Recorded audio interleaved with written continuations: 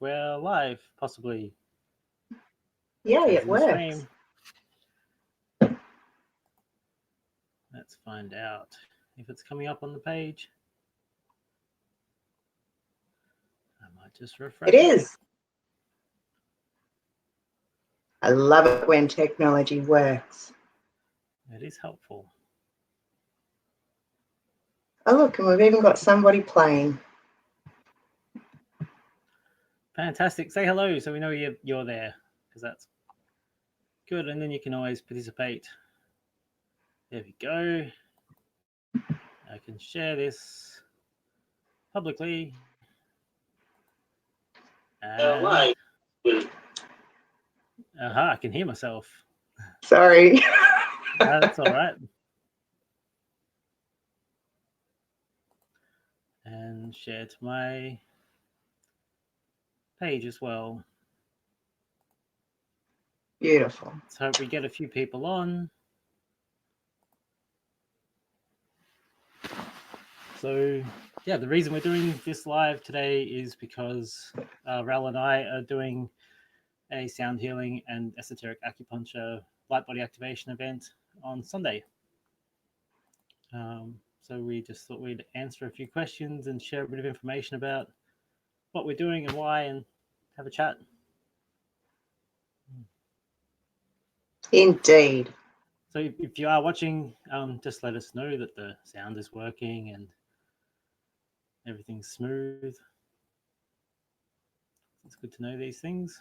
And it's good to know where those comments come up, because we're streaming through some software that we haven't tried before. So it's all new.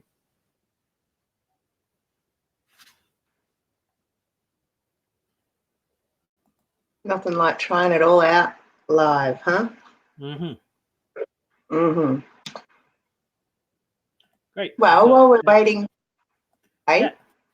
I was just saying, Danielle's joined a watch party, and some other people are clicking like, so these are all good signs.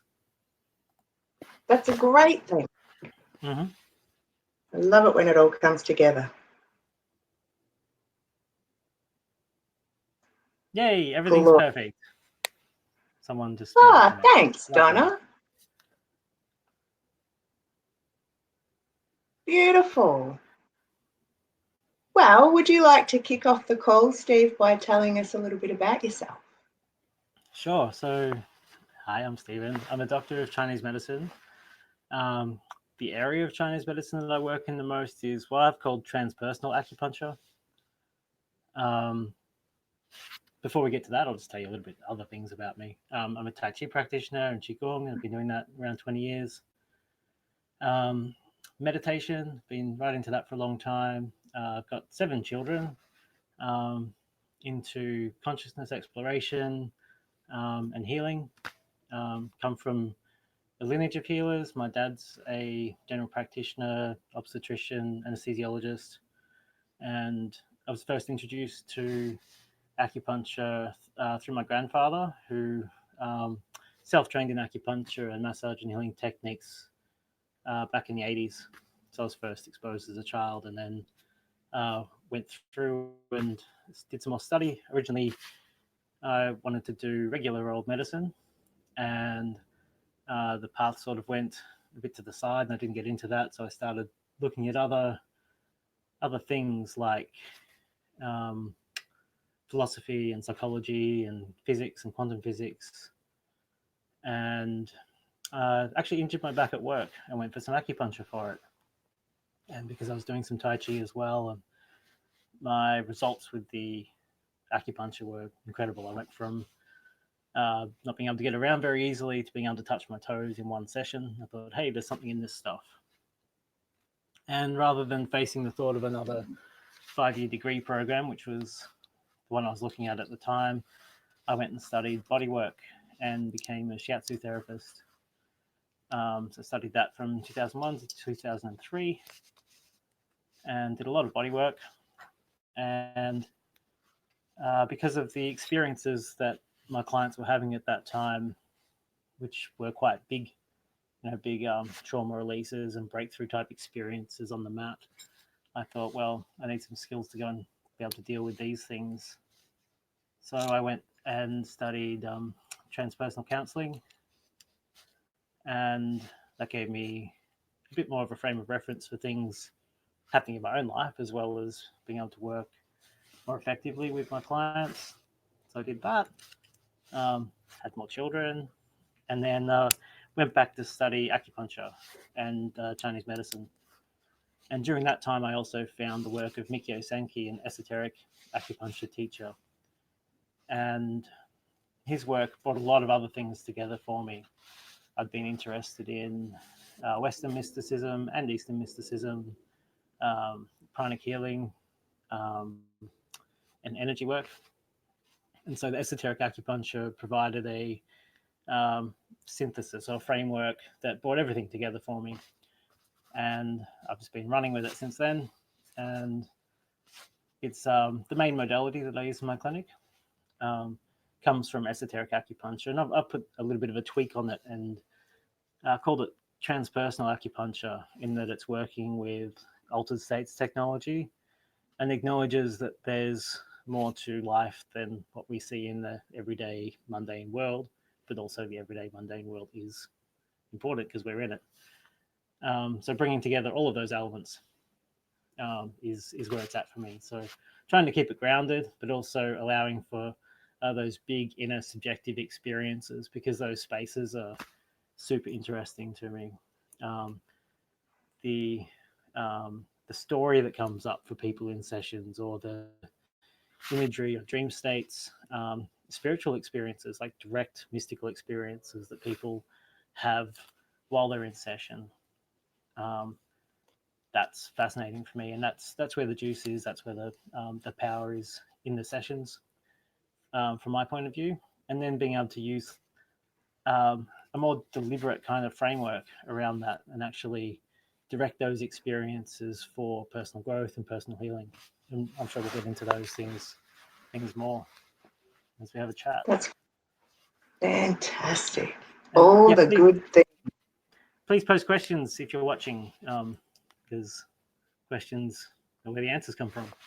So, yes, interaction, engagement is lovely. Yes, please do. Mm-hmm. But I'm guessing a question that everybody or most people may be wanting to ask is, what's a light body? What's a light body? So, people are talking at the moment about the way the world's changing, and the way we're moving from 3D reality to 5D reality, it's often described as. And to me, the light body is a body of information.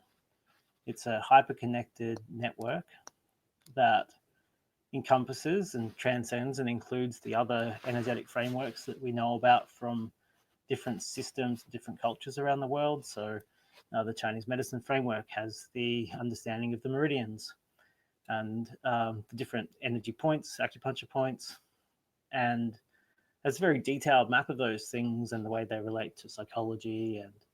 And each of the points has a story related to it. And then we also have, say, the Hindu chakra system and other healing and systemized ways of understanding energetics and psychology. So you've got the Kabbalah and the Nadian Hindu chakra system. And the light body, to me, is a interconnected map of those things. So if you haven't noticed, we live in a pretty interesting time. There's a lot of change happening rapidly. And as a species, we're going through a dramatic quantum shift in our consciousness. A lot of that's driven by our technology and our ability to communicate more quickly. Some of it's driven by the conflicting value systems and emerging value systems that are all intermingling. So the world seems at times like it's going a bit crazy. We also have exposure to a whole heap of new information that's not just conceptual information. So things like information from foods that we never would have had been exposed to before, chemicals, different emissions and radiation and 5G and all of these other complexities that we have to deal with now that we have never encountered. So the Lightbody, being a hyperconnected network, a complex adaptive system, is a method of, or is a form, a functional form that is going to assist us moving through those spaces. So it's superseding our previous energy systems. Is that a clear answer? Are there bits of that you want to pick apart a little bit more? I think that's absolutely clear. That's a fantastic description of Right. Lightbody. It's something it's quite hard to describe. I mean, light itself is energy, information, story. And when we talk about, say, the fifth dimension, you can just think of that as simply being more stuff in less space. So we have our 3D meat suit that we wear around as conscious beings, as spiritual beings having a human experience. And there's all this other stuff that comes with that that's related to chemistry as well. Like I won't say it's not biochemistry and neurology and all these other things, but it's more than that. There's more stuff than what we can see. And I think that's fairly well accepted, that consciousness extends beyond the body to start with. So a light body is a way of being familiar with your light body, is a way of being familiar with ways of accessing more information in less space. So higher capacities, higher thinking, high consciousness, increased mind activation, activation of subtle sensory perceptions. So things like synchronicities become more normal, or those sensory things like clairaudience, clairvoyance, felt sense, in the knowing, become really important. And you can clearly develop those things through some of the practices that we have to activate and develop the light body to increase our coping capacities, make sense of things. Yeah, we've definitely been conditioned to not listen to that inner voice, isn't it? There's a lot of unlearning that needs to occur in order to tap into that intuition, that inner voice, that inner knowing. Yes, and some of the geometric structures. So a lot of people have imagery associated with activation of the light body. So if you look at the artwork of Alex Gray, for instance, he will have these images that have the meridian system and the chakra system all intertwined, and you might see the toroidal field around the body, and other psychics and clairvoyants and so on can see through their filters what the light body might look like. And we're also edging onto technology that will also be able to sense and image some of these things as well. Now, these geometric structures that operate within this light body field, just like our regular body, can have distortions and twists and dysfunctions. And if we can bring some of these energetic systems and structures into alignment, we have a sense of being aligned. So we know what it's like when we're not aligned. You know, if my head wants this and my heart wants that, it's not very comfortable for me. And I'm in a conflict. You know, my gut says that, and you know, I haven't made sense of where I'm at, or where I'm going, or who I am, and those things. The geometric structures of the light body make that clearer and make it stand out.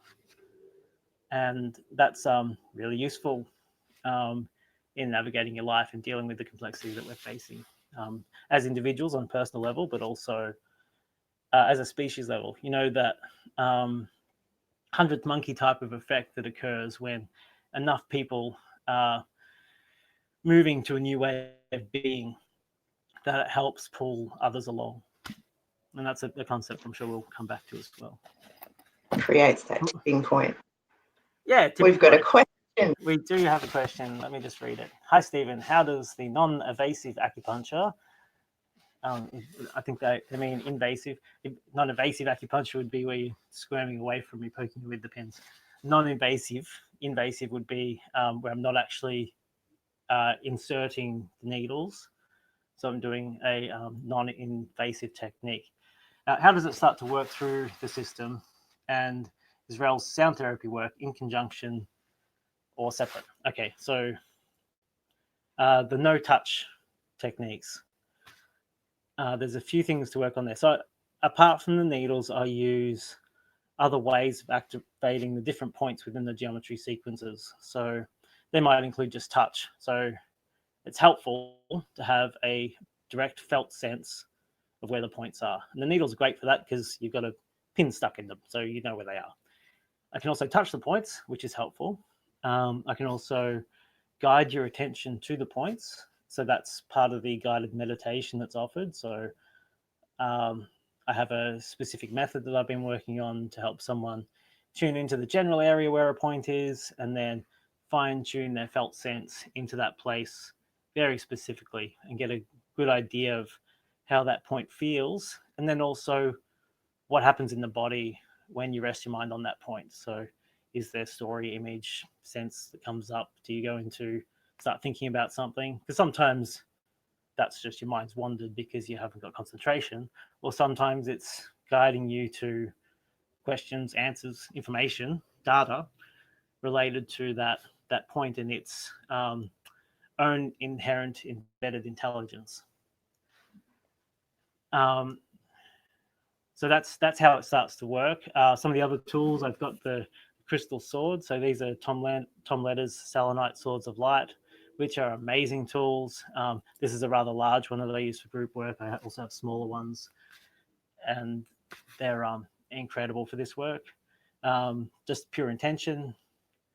I'll often use tuning forks, and then other things that are still less invasive, like essential oils, vibrational drops and sprays.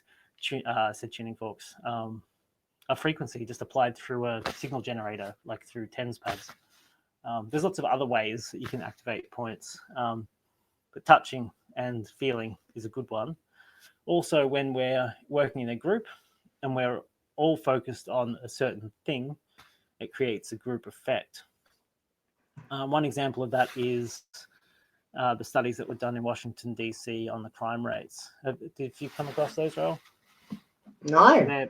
Right. So these were done in around 2003. I heard about them. And they've been repeated since many times. So they had 1,000 meditators from all different systems and styles come together to meditate in Washington, D.C. on world peace as a general thing. And what they found was objective change in the environment around them, measured by a 7% drop in the crime rate for 1 hour of 1,000 people doing group meditation. So this is a collective effect. So you can imagine if more people in the world spend more time in states of being that are conducive to bringing about positive change, that we'll get that reflected to us as a collective. In the sound healing Lightbody activation event, what this means is as we stage through the process, that collectively we're placing our minds on our own points, and I'll also attempt to hold the entire structure for everybody as well. We'll have the intention to do that. And what that means is you'll get your individual and collective information and be able to find the points much easier. So the more people that are doing this work, it's like cutting a path through the jungle. So the first person, they've got their machete and they're chopping hard, but the people that come behind have a clearer path to walk along. So there's that collective effect. So that's one of the ways it starts to work. And then the other thing that happens is the sound provides a medium to hold everything together. So when Rel's drumming or playing the singing bowls or working her magic, what happens is that external stimulus is creating a cohesive field for us all to be in. So it's like, if you've ever gone to a football match or something, and the energy of the place builds because there's people in a heightened, excited state. If you don't have to have your eyes open to know that someone kicked a goal.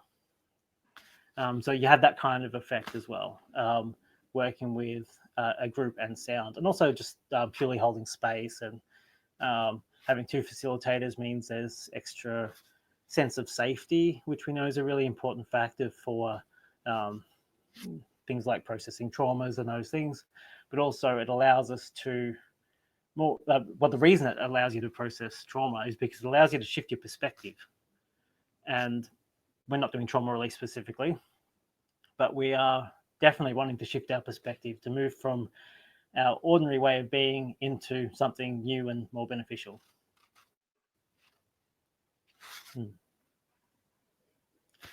So I hope that answers your question, Dons. And if there's any more questions, keep pumping them through because they're really super helpful. Indeed, they are. Checking some other places where questions might be coming. I'm also getting some private messages, but they're not relevant, so let's leave them.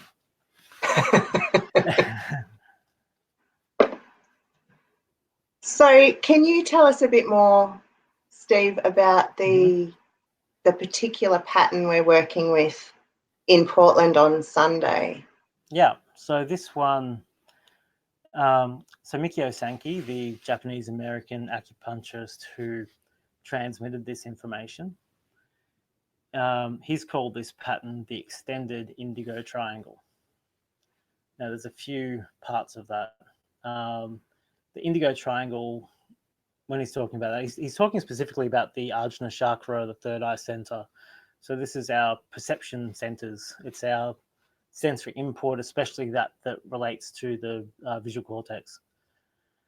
So it also relates to things like that inner knowing or clairvoyance, as well as, when we talk about vision in culture, we don't just talk about the ability to see. We talk about, I have a vision for this, or it's a creative aspect as well as a passive aspect. So that's the first part, the indigo triangle. The other part of indigo is, you've heard people talk about indigo children. Cryon is one of the great channels who first brought out this concept of indigo children, that there are people, special beings, born onto the planet at this time of rapid change to help facilitate this change and help humanity evolve.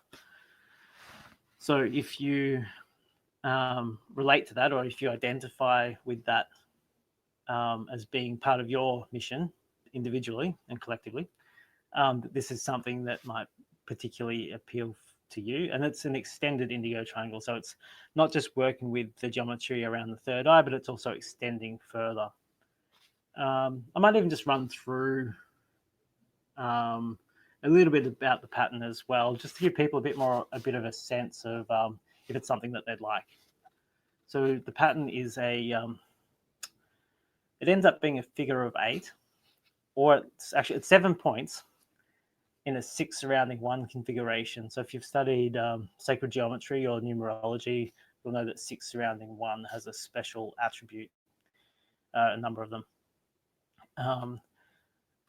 The first part of the pattern works on this third eye sequence. So it incorporates the point yin tang, the hall of impression, this sensory input point between the eyebrows. And then it's also, if you took your own eye shape and brought it up from yin tang, it has the top point here and then the points to the side. So you've got a diamond shape, which is mirrored on the footage, so it's a bit tricky.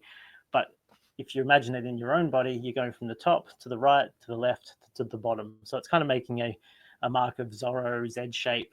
The numbering is important. So in the new encoding patterns, the numbering's important because it's like provides a sequence. If you've got all the numbers for a combination lock and you don't have the order right, your lock's not going to open. It also provides vectoring. So running the pattern in sequence suggests how the geometries will spin. So if we just go back to the little 2D map on our faces of this top, to right, except it's mirrored, left to bottom, you've got a diamond shape if you trace down the outside of it. And that diamond shape's made up of two triangles, one pointing up and one pointing down. Now, all of the upward pointing triangles in esoteric knowledge are fire triangles, or they're yang, or they're about what's above the surface, what's conscious. So these are related to your conscious perceptions, where the triangles pointing down are related to what's below the surface, the rest of the iceberg under the water, what's unconscious or subconscious. So we're creating those two triangles. We're actually going to resonate each of the points as well. On Sunday, we're going to use heart vibration, just because it's such a general thing. It's something that is very useful as an individual, but also collectively, it's a nice thing to keep building on, just as we talked about world peace being a useful thing and actually having an objective effect on the world around you. So if we resonate each of these points in sequence with the heart energy, which includes love and all of its many forms, so things like contentment, bliss, sacredness, devotion, and inner knowing, like that knowing by heart. When you're when everything's in a flow state for you and you feel like you're on the right track, and you've just got that uplifted euphoria is a bit strong, but that sense that everything's perfect exactly how it is. So we're going to cultivate that energy and have that resonate with each of the points, and then the shapes individually. So the upward pointing triangle, so that all of your conscious perceptions are then running through a new filter of that heart energy, so that you start to see the world consciously in a more loving way. And then running the downward pointing triangle through the same process. So your subconscious perceptions, which some people associate these as bad things, but they're actually really, really useful and functional. Those instant judgments, and they're there for a reason because of programming. We think this thing about this person automatically without knowing them because of our programming, or we choose to go this way or that way because of sense or intuition or previous experiences. So now we're coloring those subconscious perceptions with heart frequencies as well, that some of those inner knowings will be clearer and easier and more obvious to us. So that's probably a really useful thing and helpful thing. So if that sounds like a good idea, come along to Sunday night. So that's the first geometry. We also have a central point that we don't actually activate in the patterned sequence. So if we were just doing the indigo triangle pattern, we'd do those 4 points and add in a central point, a fifth point, where a line crossing from each of the other points would meet in the middle, like where the pupil of the third eye would be. In the extended indigo triangle pattern, it's just suggested. So it's like hinted at that it's there. If you're just doing the indigo triangle, you can then bring that point out above your forehead, so you've got a pyramid, and back inside your head, so you've got a octahedron or double pyramid that can spin and rotate. And once you've activated the shapes, which takes a little bit of focus and intention and attention, then you can consider that they actually have their own intelligence. They have their own knowing. They know what to do because you've told them, because you programmed them, you've encoded them. So then there's some reconfiguration that can happen. It's like being under hypnosis. You can change your deep belief systems. Here we're going into an altered state that's similar to hypnosis. So you have that window of opportunity to put in really new, useful information. And that's what we're doing. So what happens for people, especially working with this center that's on the visual center, is that you get visual information. So people have described this as being the closest thing to a DMT trip they've ever had without having DMT or taking ayahuasca or something like that. So it's really common to get a lot of geometric visualizations, spin, movement, or dreamlike states come up where you might have visions of things, or memory come up in in visual form as well. So actual memory that's visually sensed or that seems real.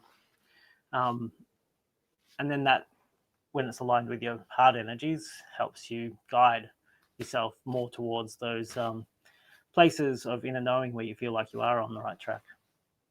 So that's the first part. How's that? Sounding interesting? That's great. Yes. Okay. From there, the last 3 points, we've got these points underneath the ears, behind the corner of the jaw. And these are, all of the points are Tian something. So this one, the Tian means heavenly, or from the heavens, celestial. So these points here, Tian Rong, then about the sensory perception through the ears as well. So listening to your inner voice, or even external guidance. And they're related to the small intestine in Chinese medicine. So they're on the small intestine meridian, which is the small intestine. It's the external expression of the heart in Chinese medicine theory, because it's so filled with blood vessels. And it can be used to, its function in Chinese medicine is to separate the pure from the impure. So it literally lets anything that's not useful pass you by, and all the good stuff stay with you and become part of your blood and your spirit. So here we've got this balance between the two sides. It can act like scales. We have just moved into Libra as well. So we're in that kind of balancing act kind of phase in the solar cycle. But this balance here is about being able to make those navigational adjustments and course corrections to stay on that track. And because it's creating another big geometry up to here on Yin Tang, a big triangle, that it's covering all of your sensory input. So, the way the human body's designed, all the new information comes in at the top, and all the old information is released down the bottom. So this is everything that's coming in is passing through this filter. We bring that down to the point below the mouth, and you also have filters over, mouth expression also, but we take in food, air, information through the mouth as well. So it means that filtering system is two ways. So automatically your senses are more tuned to your heart, but your words are more likely to be heart focused as well. And the world will respond to that. Your world will shift, if not the world shifts as a result of this process. If you embrace it. So that's one of the things. Some people will just come along and just want to have a lie down and a relax and a good time and be very passive, and that's fine. Like, no problem with that. You'll have a good time.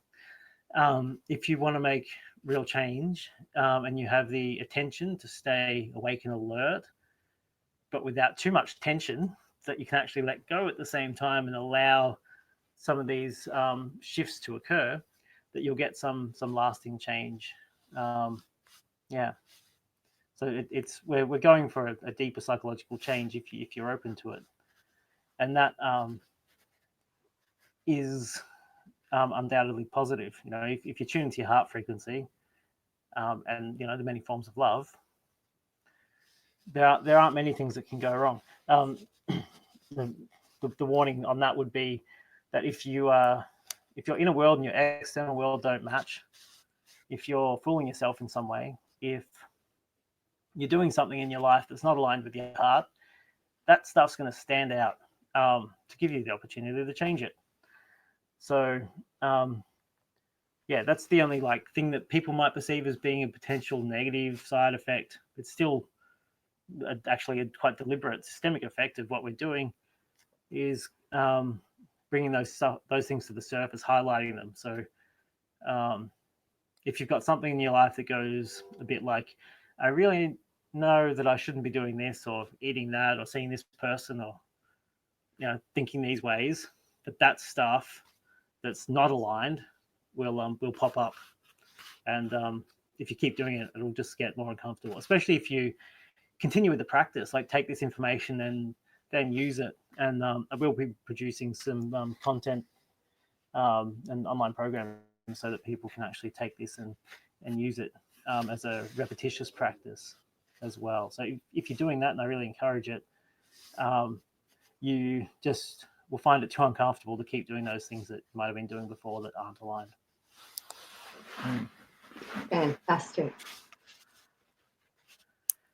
Good. So is it safe to assume that if anybody was focused on combating any form of addiction, whether that's cigarettes or food, or would this particular pattern be helpful in that instance? It absolutely can be. I've worked quite a bit in addiction myself. I've worked in a rehab clinic and have a fair bit of experience working with addiction. I actually have a more specialized addiction therapy program offered in Portland on Monday. If you check out my personal Facebook page or my business page, you'll find that. But this pattern for the Sunday, because it does those things that we just talked about and brings you into your heart, that it can offer a lot of healing. So addiction itself, if you look at the work of, say, Gabriel Maté, he talks about the root causes of addiction being in trauma. And when someone's suffering and they're looking to not be in suffering anymore, that will usually lead to some kind of repetitious pattern of behavior that may have detrimental elements to it. So moving into a place where someone feels more whole and complete, which is heart space. One of the feelings of heart space is that wholeness and holiness, sacredness.